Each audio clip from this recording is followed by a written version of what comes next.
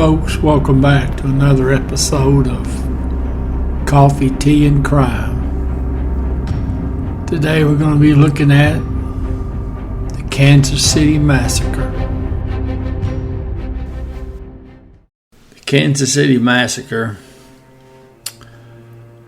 was a rescue attempt gone bad by three criminals of the day: Charles Arthur, Pretty Boy Floyd, Vernon Miller, and Adam Ricchetti.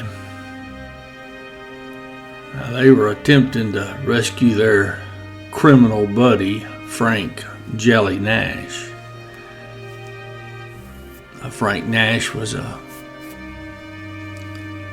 escapee from a U.S. penitentiary at Leavenworth there in Kansas. Now, Nash had originally began serving his sentence at Leavenworth in 1924. Now, he had escaped in 1930, so he'd been on the loose for about 3 years before he was recaptured. And to make matters worse, Frank Nash had helped engineer an escape by 7 more prisoners from the penitentiary at Leavenworth. That was in 1931. So obviously the federal government was very disappointed in Frank Nash. So now the FBI is looking for him all over the country. Now they capture a couple of his compadres who are bank robbers. Now they're caught, and obviously one of these two fellas must have mentioned something or said something, because the FBI, they sent some people down to Hot Springs, Arkansas to look for old Frank Nash. Now, 2 agents, Frank Smith and Joseph Lackey, they roll into Hot Springs. Well, they brought with them the Oklahoma police chief, Otto Reed. Now, Chief Reed was from the town of McAllister, Oklahoma, but now he could identify Jelly Nash on sight. That's why he was along. Now, on June 16th, 1933, they locate and arrest Frank Nash in one of the little stores there on Central. I believe it was called the White Front Pool Hall, something to that effect. So they handcuff him, put him in their car, they drive off to Fort Smith, Arkansas. They go to the train station, they get on a Missouri Pacific train that's heading to Kansas City, Missouri. Now, this train is set to arrive about 7:15 a.m. on June 17th. Now, the agents made contact with the agent in charge of the Kansas City office, Reed Vetterly. They wanted to make sure he met them at the station and he had some help with him. Now, if I'm not mistaken, at this point in time, FBI agents weren't even authorized to carry guns. So if they had a gun on them, it wasn't because they were supposed to. Now, some of Frank Nash's buddies there, who lived in Hot Springs and all over Missouri, they were able to keep up with where Frank Nash was as he's being transported back to Kansas City. Most of this is able to learn from the media, because the media was putting things out a little bit different back then, I guess, in some ways. But anyways, they knew the schedule. So now 4 buddies in particular, a fellow named Richard Talman, Gladys, Herbert Farmer, Doc Lewis Stacy, and Frank Malloy. They get a hold of a bank robber named Vernon Miller. Now, Vernon Miller also does a little work for the syndicate. Vernon Miller was I believe, an ex-sheriff, but he decided being a bad guy was more fun. So they holler at Vernon Miller, and he says, "Okay, I'll get old Jelly Nash back for you," because he knew Nash as well. So now he calls around, and he's able to get 2 other gunmen, Pretty Boy Floyd and Adam Ricchetti, because they were just rolling into Kansas City. Now Floyd and Ricchetti, they get to Kansas City about 10 p.m. on June 16th. And they meet up with Vernon Miller, and he tells them what the deal is and what the plan is. Because the plan is they're going to hit the lawman at the Union Station there, train station in Kansas City. So the 3 desperados roll up to Union Station June 17th, 1933, and they set out in the parking lot. Now there's a possibility there was a 4th criminal involved in this operation, but the FBI says they're not sure. So the train rolls up.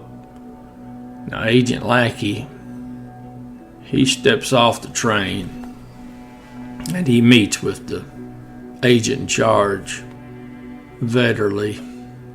He just wants to make sure he's got enough help and they're ready to go. Well, now with the agent in charge is agent named Caffrey, and then 2 Kansas City police officers, W.J. Grooms and Frank Hermanson. They said they got a couple of cars parked out in the parking lot.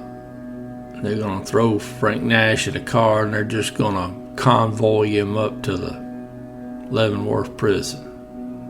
So Agent Lackey, he goes back onto the train, and Chief Reed and Agent Smith bring Nash off the train.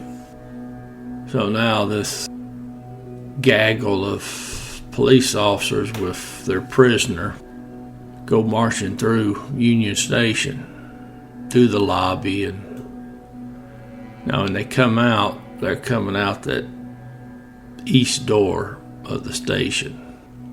Now there's a little difference of opinion as to who's armed and who's not. Now Agent Lackey and Chief Reed, they had shotguns. Some of the resource material says everybody else was carrying pistols. Now nobody at the FBI was authorized to be armed, but prudence would say that better to ask for forgiveness. Now some of the other resource material says that the only people armed were Agent Lackey and Chief Reed with the shotguns and the 2 Kansas City officers, but all they had were pistols. They didn't have any long guns. So they hit the parking lot, 7 officers, 1 prisoner. Now Frank Nash is initially put in the back seat. Then they changed their mind, they put him in the front seat. Now, the only way the other 3 officers who are going to climb in the back can get in there, they got to get Nash to scoot over into the driver's seat so they can let down the passenger seat. So Agent Lackey, he gets in the back seat first. So he is sitting behind the driver's seat and directly behind Frank Nash, who is still sitting in the driver's seat. Then Agent Smith, he gets in beside him, so he's sitting in the center of the back seat. And then Chief Reed, he's in the right rear seat. Now Agent Caffrey, he walks around the front of the car, and he's heading to the driver's seat because he's going to scoot Frank Nash back over to the passenger seat. Now, the agent in charge, Vertelli, he is standing at the right front side of that car, and he's with officers Hermanson and Grooms. Now, that's when our three bad guys run up. And of the three, at least two of them had machine guns. I would be shocked if all three of them didn't have machine guns, but because they were known to use machine guns, and they were all pretty good with them. Now, they heard one of the bad guys, don't know which one, saying, "Up, up, get your hands up." Now, this is where there's a little confusion with history. Now, the official version is that right after telling the lawmen to put their hands up, they hear somebody say, "Let them have it." So from a distance of about 15 feet, all the bad guys open up. Which, of course, this is a rescue operation, so if this is really how it happened, why would they unload on the car when they know the guy they're trying to rescue is sitting in that car? Now, in this version of the story, no lawman has fired a round yet. So the bad guys open up. The two Kansas City officers, Grooms and Hermanson, they go down, and they're dead on the scene. Agent in charge, he gets hit in the left arm, and he goes down, wounded but alive. Then Caffrey, Agent Caffrey, he goes down, he's wounded, he's not going to make it. He'll be alive when he gets to the hospital, but he'll die shortly thereafter. Now, inside the car, Frank Nash pretty well has his head shot off. Chief Reed is killed by bullets. Now, the two agents in the back, Lackey and Smith, they're able to survive. Lackey is struck by 3 bullets and makes it. Smith's never touched by a bullet. 2 Kansas City officers dead. Chief of police in McAllister, Oklahoma is dead, and one of the agents is dead. So now the gunmen, they run up to the car. One of them looks in and says, "They're all dead, let's get out of here." They jump into their getaway car and they head out. Now, as they're getting in their car and leaving, a uniformed Kansas City officer comes out of Union Station, and he gets to blasting away at the 3 gunmen. Now, there's a possibility that Kansas City officer, one of his rounds hit Pretty Boy Floyd. Now, the surviving agents, Smith, Lackey, and Vertelli, they all said that this whole thing lasted maybe 30 seconds, no more than a minute. And they don't know if it was 3 gunmen or 4, they weren't sure.